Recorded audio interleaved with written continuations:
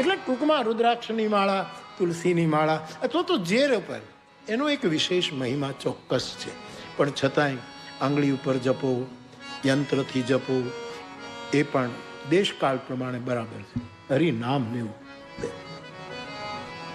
હું તો એમ કહું કે તમે બેરખો ફેરવો નહીં, તમારા હાથમાં રાખો, પર્સમાં રાખો. આ દીગુ બાપુ ક્યાં ફેરવે છે? એ ફેરવતા જ નથી. એ મારી પાસે આવે ત્યારે મને કે તમે આપ્યો છે તમે ફેરવી દો. નથી હું ક્યાં એના પહેલાં હું માંગી લઉં છું, એનો બેરખો હું ફેરવું છું. બેરખાનો મહિમા છે સાહેબ. બેરખો બે વસ્તુ રાખે, શ્રેય અને પ્રેય. આ લોક અને પરલોક બેયનું ઘરેણું છે બેરખો. બે રાખો પ્રભુનું સ્મરણ. તો એક તો દ્રઢ ભરોસો, બીજું અવલંબન. કાંઈક ટેકો જોઈએ. આપણને કોઈ બુદ્ધ પુરુષ કાંઈક હાથ અડાડીને આપી દે સાહેબ, એ આપણું જીવન પર્યંત અવલંબન બની જાય, એ જરૂરી છે.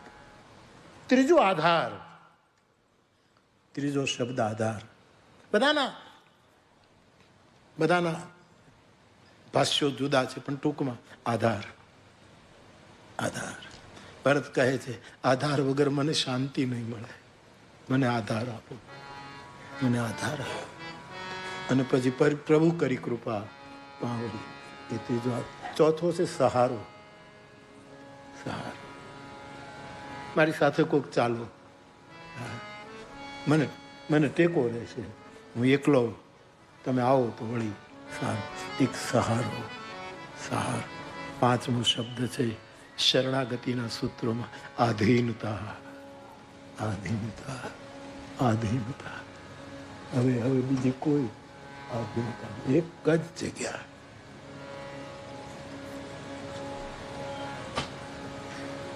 મારે કહેવું છે કે ભરોસો બહુ મોટું કામ કરશે.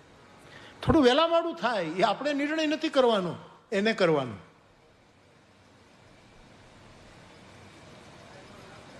અધ્યાત્મ જગતમાં ધૈર્ય રાખવું એક મોટું આધ્યાત્મિક ગુણ છે બાપુ.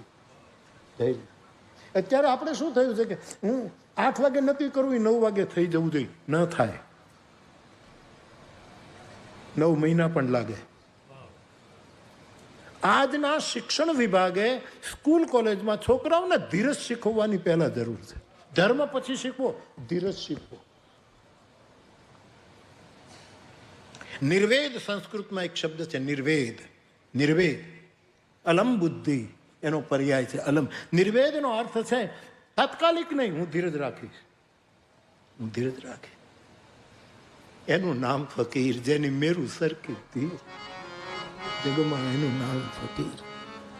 ધીરે ધીરે રે મના, ધીરે સબ કુછ હોય, માલી સિંચે સો ઘડા, ઋત આયે ફલ હોય. અને તુલસીદાસજી આપતકાળની જે પરખનું એક ચોપાઈ લખી, એમાં પહેલું ધીરજ શબ્દ લખ્યો છે. ધીરજ ધર્મ. તમે ધર્મ ન નિભાવી શકો તો ધીરજ ને નિભાવો. ધીરજ ધૃતિ. ધીરજ. દહીં મેળવ્યા પછી રાહ જોવી પડે. દહીં મેળવ્યા પછી 1 કલાકે આંગળી ન નખાય તો સવારે દહીં ન ખાય સાહેબ. તુલસીદાસજી કે ધ્રુતિ સન ધામન દેખી જનાય. ઉત્તરકાંડમાં લખ્યું છે ધીરજ રૂપી મેળવણ નાખી અને પછી છીબું ઢાંકી દેવાનું. સવારે આમ પતિકા પાડી દો એવું દહીં થશે. પણ ઘડી ઘડી અત્યારે તો શું છે કે સાહેબ એવું બધું આવી ગયું કે 1 કલાકમાં દહીં જામી જાય છે. ભેજાનું જ દહીં થઈ ગયું, પછી આનું તો શું છે? આ દહીં તો બીજા ક્યાં યાર, આ ભેજાના જ દહીં થઈ ગયા.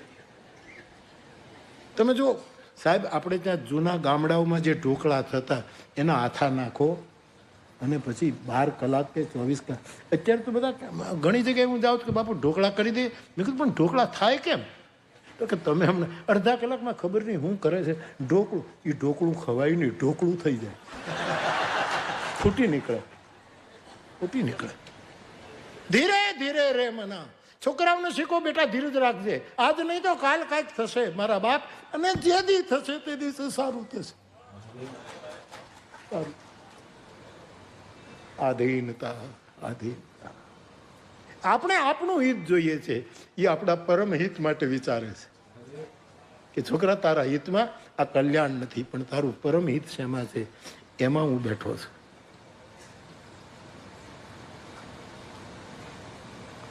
પરંતુ જલ્દી જલ્દી આજના શિક્ષણ વિભાગે શીખવું જ, આપણું તો કોણ સાંભળે?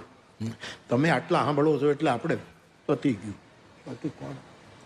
ધીરજ રાખો.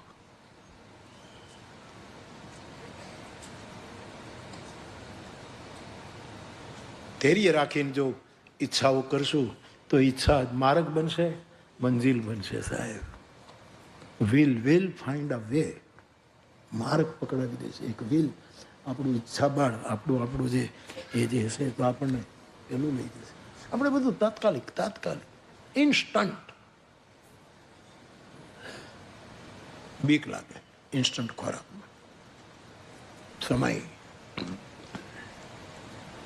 અને એટલે જ આપણો પદ ગાયન કરવા વાળો સાધુ વળી પાછો એમ કહે કે હું ઉતાવળ નહીં કરું, તું મારો સમય હાચવી લેજે. સમય મારો સાધજે વાલા, એ મારા બાપ અમને બીજું શું કરું હું તો કાલા. મારો સમય હાચવી લેજે, અમે તારે શરણે છીએ.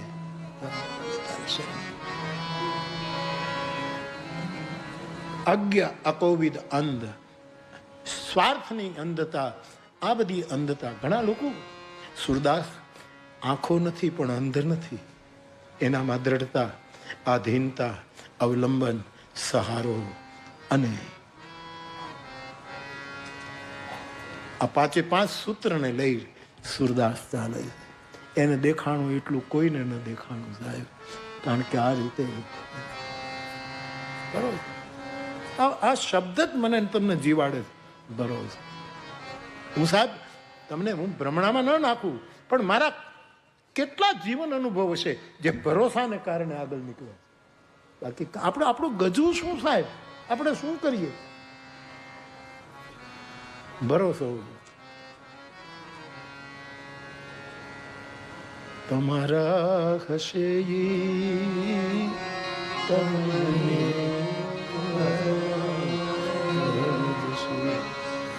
એને આંચ નહીં આવે રે લગાર રે, પરગુના ધણી બાવડી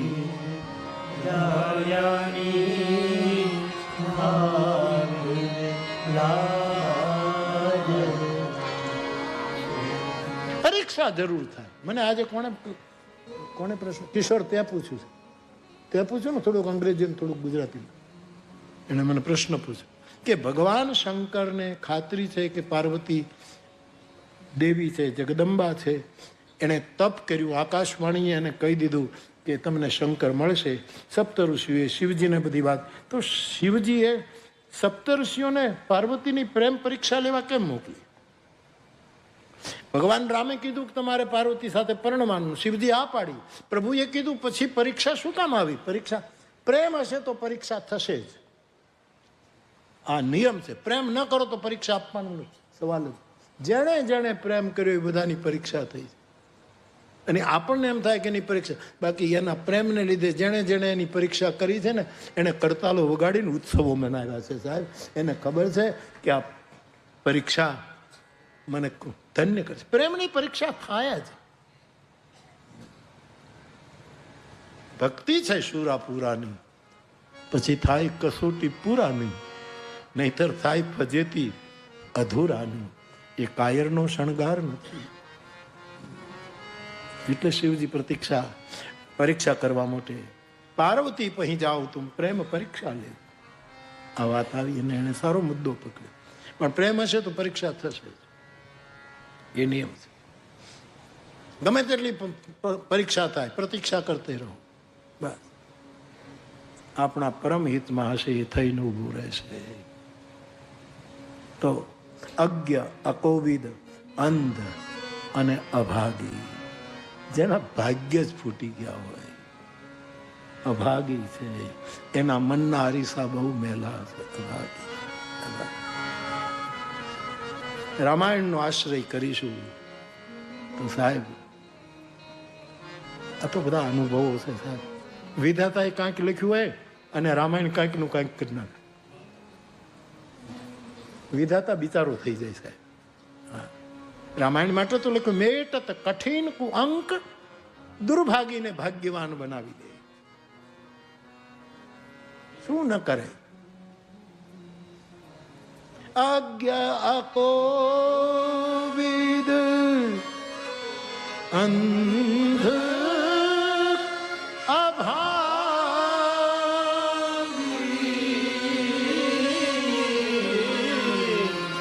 કાઈ વિષય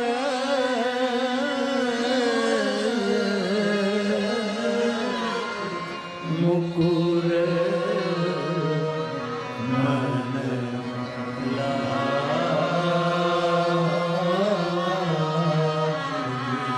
રામાયણ ને કેન્દ્રમાં રાખી રામચરિત એક છે હનુમાન નાટક ગ્રંથ. કહે છે હનુમાનજી એની રચના કરી છે.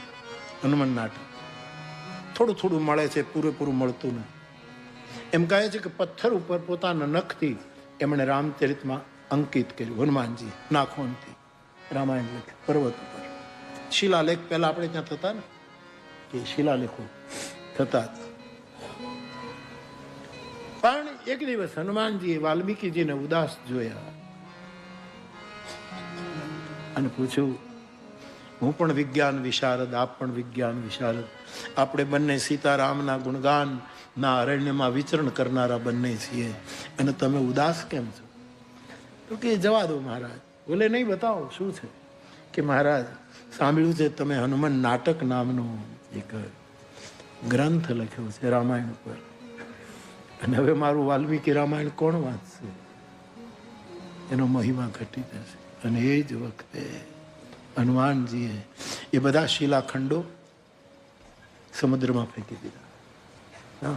ઉપકારી એનો આત્મા થાય, ઉપકારી એનો આત્મા. મારી રચના, મારા કોઈ ક્રિયાકલાપથી કોઈને દુઃખ થાય એવું મારે શું કામ કરવું? મેં રચના કરી મારા ઠાકોરજી. એમાં એક મંત્ર છે.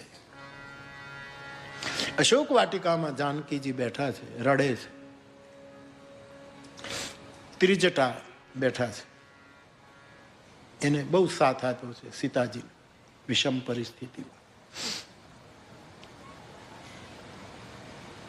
હવે રાવણ ધમકાવીને જતો રહ્યો, સમય જાય છે, ભગવાન ક્યારે આવશે? જાનકીજી બળી જવા સુધીની વાતો કરે છે. પણ આજે ત્રિજટા વધારે મુખર થયા. હનુમાન નાટક મુખર થયા અને કીધું કે જાનકીજી આજે આટલા બધા તમે દુઃખી છો એનું કારણ કંઈક બીજું છે. રાવણથી તમે ડરો છો એ તો બધી લીલા છે.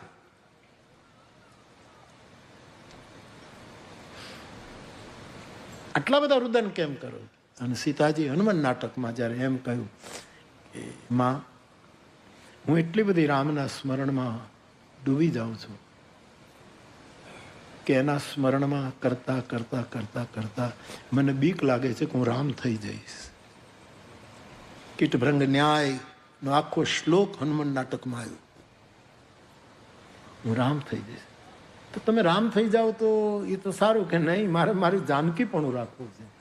હું રામ થઈ જાઉં, મારે તો મારા રામની સેવા જોઈએ, મારે તો રામની શરણાગતિ. હું ક્યાંક એ થઈ જાઉં એ બરાબર નહીં. મને એની આજે પીડા છે. ત્યારે ત્રિજટા કહે છે કે ચિંતા ન કર કિશોરીજી, તમે રામ થઈ જશો તો રામ તમારું સ્મરણ કરતા કરતા કરતા કરતા એ કિશોરી થઈ જશે, એ જાનકી થઈ જશે, તમારી જોડી અખંડ રહેશે. આવું બને? કીટભંગ ન્યાય ભમરી અને કીડું. આપણે તો ભજન નથી આવ્યા.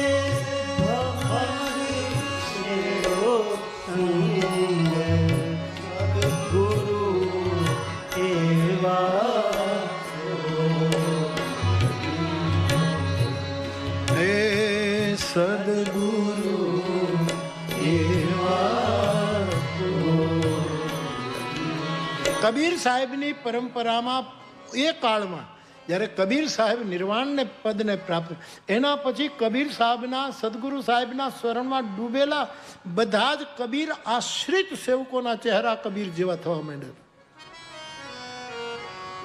બાપુ પાછળથી જુઓ તો કબીર જ લાગે, કારણ કે કીટભ્રંગ ન્યાય, કીટભ્રંગ ન્યાય. આ પરંપરા મેં મારી નજરે જોઈ. કબીર સાહેબ તો એ કાળમાં, પણ ગોદડિયા મહારાજ બાપુ, હરિરામ બાપુ ગોરલી, અમારો સાધુ થોરાળામાં રહે, એના વંશજો વારસાઓ હજી બધા છે. પાલિતાણામાં એના છોકરાઓના છોકરાઓ રહે. એને ભેખ લીધો, ગોદડી ખંભે નાખી. એના આશ્રિત રામદાસ બાપુ થયા ગોદડિયા, એના આશ્રિત પ્રેમદાસ બાપુ થયા, એણે ગુજરાતને ગાંડું કર્યું. એના આશ્રિત કંગાળદાસ બાપુ થયા. આ પ્રેમદાસ બાપુ, રામદાસ બાપુ, કંગાળ, આ બધાને મેં જોયેલા, એની સાથે બેઠેલો. એના એક શિષ્ય થયા વેલદાસ બાપુ, એ તલગા જરડાના કણબી પટેલનો દીકરો. રામજી મંદિરના ખાંચામાં એનું મકાન. એ એકાદ વર્ષે એકાદ રામાયણનો અભ્યાસ, બધા ગોદડી રાખે. પણ મારી આંખોએ જે જોયું છે તે કે અમુક સમય સુધી ગોદડિયા પરંપરામાં જે ગુરુ હોય એના જેવો ચહેરો બધામાં દેખાતો. હું ચહેરો જોઈને હું કહી દઉં કે આ ગોદડિયા છે. કીટભ્રંગ ન્યાય છે સાહેબ. તમે જેના સ્મરણમાં ડૂબી જાઓ એ તમારા વિગ્રહમાં આવીને ઊભો રહે, તમારા ચહેરા બદલે. હા, એવી એક જાગૃતિ છે. ઠાકુર રામકૃષ્ણ હનુમાનજીની સાધનામાં એવા ઉતર્યા કે એની પીઠ ઉપર 1.5-2 ઇંચનું પૂંછ આવી ગયું. મા દુર્ગાની સાધનામાં એવા ઉતર્યા કે એના શરીરને સ્ત્રી ધર્મો લાગી ગયા. આ સાધનામાં વ્યવસ્થા છે સાહેબ, એના જેવા કરી દે આપણને. મનની આટલી તીવ્રતા આપણને એના જેવું બનાવી શકે. આપણે તો મનના અરીસા અનેક રીતે બગડેલા છે, એટલે એની વાતો સાંભળી અથવા તો વિચારીને અનુભવીને એનો આનંદ લઈ શકીએ. બાકી મનના દર્પણો બહુ મેલા થયા છે. અજ્ઞ, અકોવિદ, અંધ, અભાગી. પણ દુર્ભાગી હશે એને રામ ગુણગાન સદભાગી કરી દે. કેવા અમારા દાખલા લઈ અમને કેવા સદભાગી કરી દીધા. આ છોકરાઓનું કહેવા માટે નથી, પણ આ માણસ વગાડતો હોત ફિલ્મમાં, ને હવે ફિલ્મમાં કોણ રાખે આને? ફિલ્મમાં વગાડતા, કોકના લગ્નમાં વગાડ્યા કરે, પણ રામકથામાં વગાડે છે. એ ક્યાંથી ક્યાં આપણે? હું તો મારી જાતને લઈને કહું તો તમે આ છોકરો ડાયરામાં બધે વગાડતો હોય, હવે રામાયણમાં વગાડે છે. એના ભાગ્ય એ જાણે કે ક્યાં હતા ને ક્યાં. આ છોકરો વર્ષોથી તબલા વગાડે. આ હકો એનો મોટો ભાઈ વિનુ, આ કીર્તિ નાનો હતો ત્યારથી, દિલો આટલા વખતથી, અને હું તો છું સાહેબ. હું આમ વિચાર કરું કે ક્યાં બાપુ અને ચમત્કાર ન કહું, આ રામનો પ્રતાપ ક્યાં સાહેબ, ક્યાંના ક્યાં સાહેબ. આ તમારો ઈ જ મોરારી બાપુ. મહેમાન આવે, મારી માં કે બેટા ચાળમાં બાજરો લઈ નેમચંદ કાકાની દુકાનેથી ખાંડ લઈ આવે અને બાજરો લઈ જાઓ અને બાજરો આપું. એ 5 મહેમાનને ચા થાય એટલી મને ખાંડ. આજે 30-30 હજાર માણસ રસોડે જમે છે. તમારું ભાગ્ય ફરી જાય છે. એ પાકી છે. અભાગી હોય એ એવો ભાગ્યશાળી થાય કે ઇન્દ્રને ઈર્ષ્યા થાય. ઇન્દ્રને ઈર્ષ્યા થાય. ઇન્દ્ર, આ તો મારા અનુભવ એટલા માટે કહું છું બાપુ, આમાંથી હું પસાર છે. આ મારા માંડવી લઈને જાઉં બાપુ, માંડવી. એને માંડવી મારી વીણેલી કોકના ખેતરમાં. અડધો દિવસ પેલી પાવડી લઈ ખેતરમાંથી માંડવીનો પાક વયો કે નાની એવી પાવડી લઈ અને ખેતર ખોલ. એ માંડવી જે 500 ગ્રામ કે કિલો ભેગી થાય એ ઘરમાં હોય. પછી કોઈક મહેમાન આવે, જરૂર પડે તે માંડવી વેચીએ ત્યારે ચાની ભૂકી મળે સાહેબ. ભાગ્ય ફરી મેટ કઠિન કુંત ભાલ. અજ્ઞ, અકોવિદ, અંધ, અભાગી, કાંઈ વિષય. તો 4 વસ્તુ મનના દર્પણને મેલા કરનારી આ 5 વિષય. વિષય એ આવરણ છે. 5 વિષયો એટલે કુલ 9 આ ચોપાઈમાં. શબ્દ, સ્પર્શ, રૂપ, રસ અને ગંધ, આ 5 વિષય. એના માટે 5 ઇન્દ્રિયો. શબ્દ માટે જીભ, રૂપ માટે આંખ, ગંધ માટે નાક, સ્પર્શ માટે શરીર, રસ માટે પણ જીભ, શબ્દ માટે કાન. આ બધા કરણો જેને ઇન્દ્રિયો, પણ વિષયો આ છે. મને ને તમને, હું ને આપણે બધા સાથે આપણા મનને જે આવરણ આવ્યું એમાં 5 વિષયોએ પણ કામ કર્યું છે. કારણ કે જે શબ્દ બોલવા જોઈએ આપણે નથી બોલતા, ખોટા શબ્દો બોલતા ગયા અને એને મનને આવૃત કર્યું. હું એમ ક્યાં બોલ્યો હતો, મને તો ખબર નહોતી. 1 મિનિટમાં ફરી જઈએ. એ મનનું આવરણ છે. આ વિષયની કાય લાગી છે. આ વિષયનું આવરણ શબ્દ, સ્પર્શ. મેં ક્યાં એને ધક્કો દીધો હતો? ખરેખર ધક્કો દીધો એ તો પાછળથી કોઈ કામ કીધું એટલે તમે પડી. મેં ક્યાં સ્પર્શ કર્યો હતો? મેં ક્યાં કર્યો? આ વિષય આપણા મનના મુકુરને મળી. શબ્દ, સ્પર્શ, રૂપ. કોઈ પણ રૂપ એને જુદી રીતે માનસિકતાથી માણે ત્યારે મન અરીસો મેલો થઈ ગયો. શબ્દ, સ્પર્શ, રૂપ, રસ. ખોટી જગ્યાએ રસ લેતા થયા એટલે મન મેલું થયું. અને ગંધ, ખુશ્બુ તો સમાધિની લેવાય, ખુશ્બુ તો પીરની હોય, ખુશ્બુ તો મેકરન દાદાની હોય, એની ખુશ્બુ. પણ આપણે બીજી ગંધો લેતા થયા. જે વિષય રૂપી આવરણ મન ઉપર નાખી દે છે. કાઈ વિષય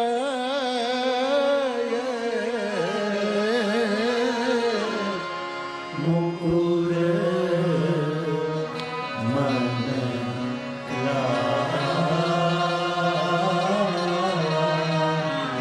અને રામ કથા, શિવ કથા, કૃષ્ણ કથા, ભગવતીની કથા, હનુમાનજીની કથા કે ગણેશજીની કથા, કોઈ પણની કથા લો, એ કથાનો જો આશ્રય થશે તો સાહેબ શબ્દ હારા નીકળશે, બોલી સુધરશે સાહેબ. કેટલાય લોકોની મેં જોઈ, શું બોલતા હતા ને હવે શું બોલે છે સાહેબ. શબ્દ સુધરે.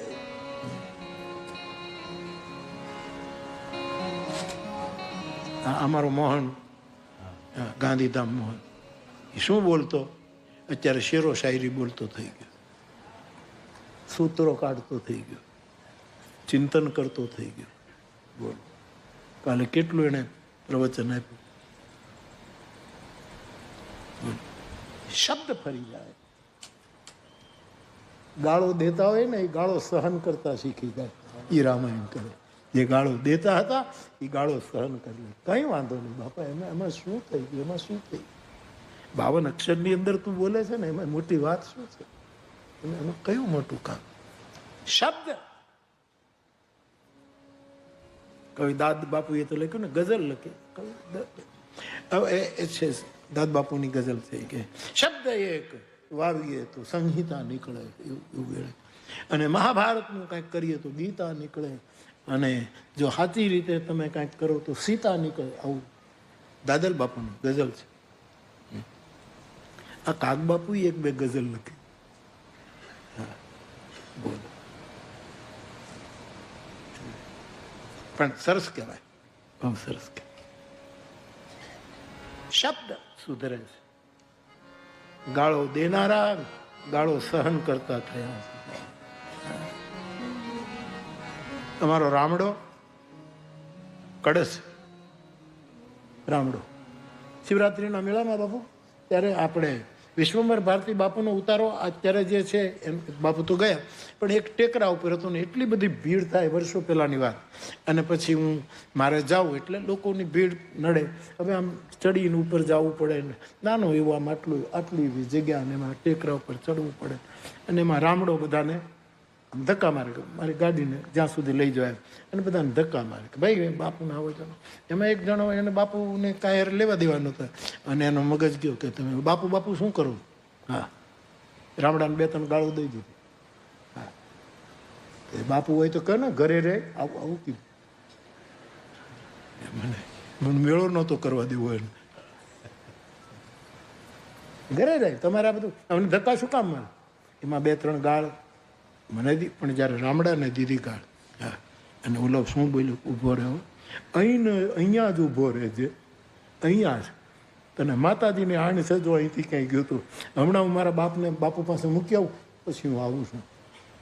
હું અત્યારે જ હિસાબ કરત, પણ અમને ગાળો દેનારની ગાળો ખાવા ટેવાઈ ગયા છે. એ અમને શબ્દ આ કામ કરશે.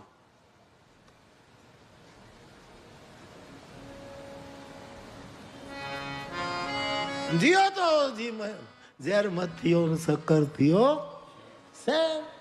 ત્રણ દાડો કે તમે એવું બોલો તો તમારા મોઢામાંથી હાકર નીકળે, મીઠાશ નીકળે. શબ્દ સ્પર્શ. કોકને થપાટ મારતા હતા એ ચરણ સ્પર્શ કરવા માંડ્યા, બીજાને ધોલું મારતા હતા એ ચરણ સ્પર્શ કરતા કથાને. શબ્દ સ્પર્શ રૂપ આખું આખું આખું માનસિક રૂપ ફરી ગયું. પેલા માનસિક આક્રમક માનસિકતા, આમ કરીએ આમ કરીને આખું માનસિક રૂપ. શબ્દ સ્પર્શ રૂપ રસ. પેલા કેટલી વસ્તુમાં આપણા રસના કેન્દ્રો હોય, બધા હોના જુદા જુદા રસના કેન્દ્રો હોય. પણ ધીરે ધીરે રામ ભજતા ભજતા એ રસને જાણે છે શંકર સુખદેવ જોગી, અને કંઈક જાણે છે મેં તો નરસૈયું ભોગી. રસના કેન્દ્રો બદલી ગયા. રામના ગુણગાન શબ્દ સ્પર્શ રૂપ રસ અને ગંધ. કંઈક જુદી. મેં કાલે કીધું ને મેઘાણીએ તેજુડીની વાત કરી છે. ત્રાત એના શરીરમાંથી ઇન્સાનિયતની ખુશ્બુ નીકળતી હતી. હા, ઇન્સાન. એ કૂતરાઓ એની પાછળ દોડતા હતા. એ આજકાલના કૂતરાઓ નહોતા, ગુરુદત્તના કૂતરાઓ હતા કે આનામાંથી કોઈ પીરની ખુશ્બુ આવે છે. આ સ્ત્રીની ઇન્સાનિયતની ખાનદાનીની મહેક છે. ગંધના કેન્દ્રો બદલી અચો અચો અચો. બેરા બાપુ પધારો પધારો.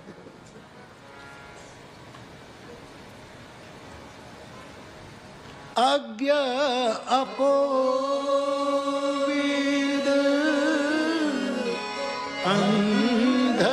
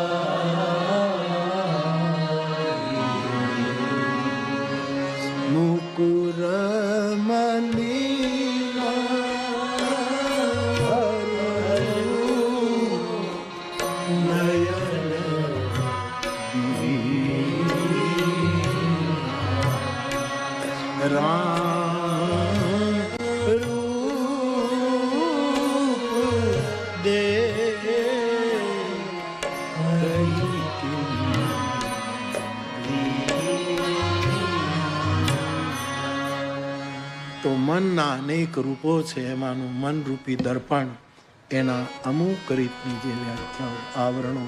આપણું મન અનેક વસ્તુથી આવૃત થયું છે. ભગવાનની કથા આપણી પાત્રતા પ્રમાણે અનાવૃત કરે છે. કાંઈક જુદા જ દેશમાં, જુદા જ અવસ્થામાં, જુદી સ્થિતિમાં આપણને મૂકી દે છે. એવું માનસ મુકુરાષ્ટક એ મૂળ વિચારને કેન્દ્રમાં રાખીને આપણે અત્યારે મારીને તમારી પાસે જે મન છે એ લઈને તમે વેદ વાંચો ને તમને વેદમાં શંકા પડશે. પણ એ તમારું મુકુર જો બદલી જાય તો સમજાય. અત્યારે આપણું મન છે એ રીતે તમે જો રામાયણમાં જોશો તો તમને શંકા થશે કે તુલસીદાસજી આમ કેમ લખ્યું, આમ કેમ લખ્યું, આમ કેમ લખ્યું. મન જો આટલા 9 પ્રકારના વિષયોમાંથી મુક્ત થઈ જાય તે દિવસે સારું.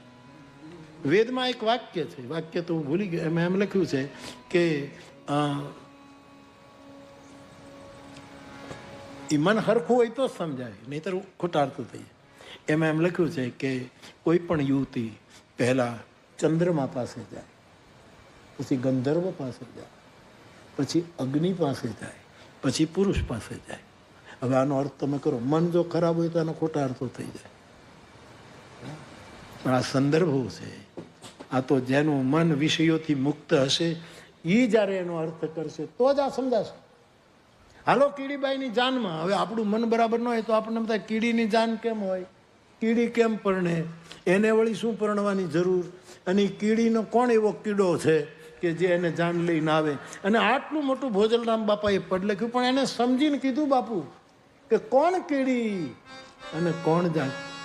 સાંભળજો ચતુર સુજાણ, કારણ કે મન બરાબર છે તો જ આ સમજાશે. કીડી આપણો કબીર સાહેબ સદગુરુ કહે કે ચીટીનું નૂપુર વાગે. હવે આટલી કીડી, એના પગ કેવડા, એમાં વળી ઝાંઝર કેવું, એ ઝાંઝર બનાવનારો હોની કેવો, એની હથોડી કેવી, અને એ પાછું પેર વાગે એટલે એના સ્ટેપ કેવા હશે એ કીડીના કે. પણ મન નબળું હશે તો શંકા કરાવે. પરંતુ જો મન ની જાય વહી ગઈ હશે, કાંઈ વહી ગઈ, તો એના એ સૂત્રો આપણે હવળે માર્ગે લઈ જશે. વેદનું દર્શન કરું ત્યારે બાપુ મને આમ વિચાર કે ચંદ્રની પાસે જાય એનો અર્થ શું? ચંદ્રમાં મનસો જાતા. માનવીનું મન ચંદ્રમાં છે. પહેલા કોઈ પણ આકર્ષણ માનવીના મનમાં થાય છે, પણ વેદની કહેવાની રીત આ છે. અને પછી ગંધર્વ પાસે જાય. ગંધર્વ એટલે શબ્દ, સૂર. ગંધર્વનો અર્થ પછી કોઈક મીઠી વાણી બોલે એટલે આપણે એના તરફ આકર્ષિત થઈએ. પહેલા તો મન આવી રીતે થાય, પછી ગંધર્વ એટલે સૂર શબ્દ. આ બધા એના પર્યાય છે. સારું ગાવું, સારું બોલવું, સારા શબ્દો, એ ગંધર્વ કળા છે, ગાંધર્વ વિદ્યા છે. પછી અગ્નિ, પછી એને એક સંતાપ, એક અગ્નિ, એક વિરહ તાપ, એક વિયોગનો અગ્નિ શરૂ થાય. અને પછી આ બધામાંથી પાસ થતા થતા થતા એ મૂળ પુરુષની પાસે જાય, એ મૂળ તત્વની પાસે પહોંચે. પહેલા મન ઠીક બને, પછી વાણી ઠીક બને, અને પછી હું કેમ હજી મારા પુરુષને ન પામી શકું, મારા પરમ પુરુષને કેમ ન પામી શકું, એનો એક અગ્નિ, એક દાહ, એક ઓ જાગે. પછી પરમ પુરુષ. તો એ પરમ પુરુષની વાત કરવા માટે દ્રષ્ટાંતો આવા વેદ લાવે. હવે એ મન હરખું હશે તો જ થાય, નહીં તો ખોટા અર્થો થાય. આવું કેમ લખ્યું? આટલું ભટક્યા પછી જવાય? અને આખો અર્થો જ થઈ જશે સાહેબ. નારી વિશે તુલસીદાસજી અરણ્યકાંડમાં જે લખ્યું છે કે નારી આમ છે, નારી આમ, એને પહેલી દ્રષ્ટિથી મન હરખું નહીં હોય તમે ખોટા જ અર્થ કરશો. પણ કોઈ ગુરુમુખીને મળશો તો એ કહેશે કે આ મન નબળું હોય એ આવા અર્થો કરશે. આના અર્થો જુદા છે, સંદર્ભો જુદા છે, કંઈક જુદી જ રીતે કહેવામાં આવે. તો આખું ભોજલરામ બાપાનું ભજન આપણે એમ થાય કે આ બધું કીડીને આ બધું શું, પણ મન બોલવું હશે તો આખું કેવું બધું આવું કામ. પણ એ બધાના આધ્યાત્મિક અર્થ. મનસુખ બાપા સાવલિયા તો એના અર્થો કરતા. મેં પણ ઘણી વખત મને આવડ્યું એટલું આ એક વખત ગાઈ લો વાલો.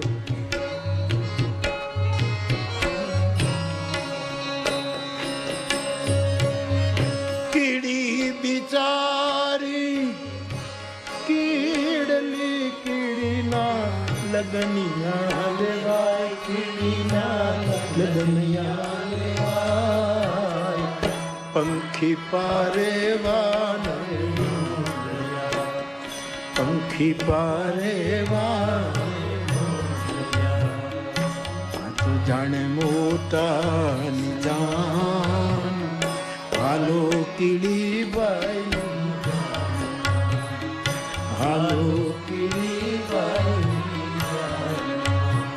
જેની વૃત્તિ સ્થૂળ નહીં હોય પણ કીડી જેવી સૂક્ષ્મ હશે ને, એના નોતરા બહુ શ્રેષ્ઠો ન છે. કીડીની સ્થૂળતા એની વૃત્તિ, સૂક્ષ્મ વૃત્તિ વાળા એ પંખીઓને, પાંખું વાળાને બધાને આમંત્રણ આવશે. મારે ઘરે વરો છે, આવો આવો આવો. અને આખું